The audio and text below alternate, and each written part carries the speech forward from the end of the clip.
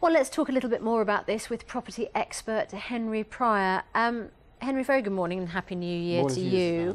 Morning. For the baby boomers, housing has been seen as, I don't know what the right phrase is, but a sort of cash cow in some circumstances, but not everybody has benefited. Well, very much like the last 12 months. We've probably seen winners and losers, and as we will over the coming year, so it's been with our parents' generation, the baby boomers, those born after the Second World War, many of whom, as various governments of different flavours have encouraged them to become homeowners, have seen a great change in the way that they've invested for the future. They've moved away from the stock market. They've started to look at bricks and mortar as being that opportunity to make money. And it has been a phenomenal generator for that generation of cash that has then been reinvested into the wider economy and given us very much the bubble that the Thatcher government and that generation then moved forward on. So it's been a great benefit. Do you think any generation from now on will experience that in the same way?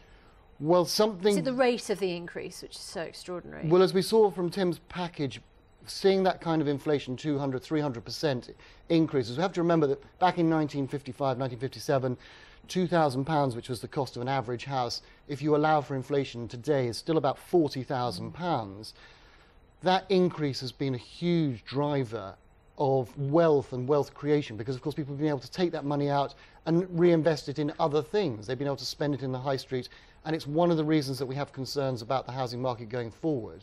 But to answer your question, I suspect it'll be difficult unless we see rampant inflation, which the government are very, very keen to keep a lid on.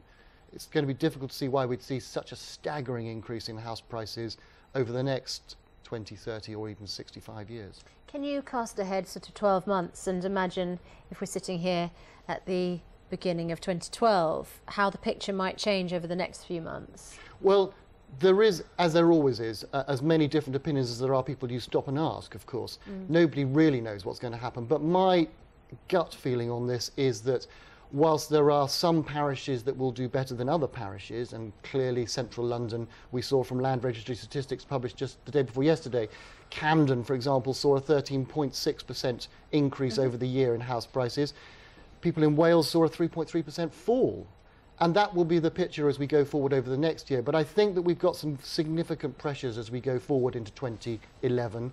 We've got the rises in VAT for the house moving process coming through next Tuesday. We've got an increase in stamp duty for people at the very top end of the housing ladder on the 6th of April, when they will be paying 1% more in stamp duty.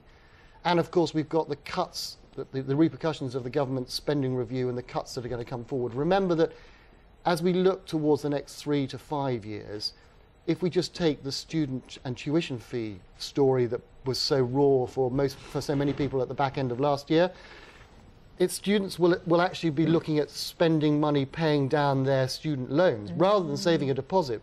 At the moment, people have to find about £35,000 to £36,000 out of taxed income just to get a deposit to get on the housing ladder, and that will remain a significant challenge through 2011. Why did property work out so well for the baby boomers? I think that governments of all flavours over the last 65 years have tried to encourage. Remember, after the Second World War, when this country was in a fair degree of a shambles, putting the infrastructure back, we saw the rise of the garden cities like Welwyn Garden City, Letchworth Garden City and Metroland coming along, and an encouragement by the powers that be of all flavours to get people to own their own homes, for Englishmen's homes to be their castle. And we saw this great increase in the number of people in owner occupation. So although most people still, 11.3 million people still share ownership with their building society or bank, far more people now own their own home technically than did after the Second World War. And that has been something that has been a great positive benefit both to that generation and for our generation, despite the fact that, of course, now the people that are suffering when it comes to making something of the housing boom are those that are coming out of the top, the Saga generation, who are finding it, as we saw from that package, difficult to sell, to cash in their chips, get the money in order to be able to move on with their lives. Henry Pryor, good to talk to you this morning. Thank you very much indeed, and a Happy New Year to you.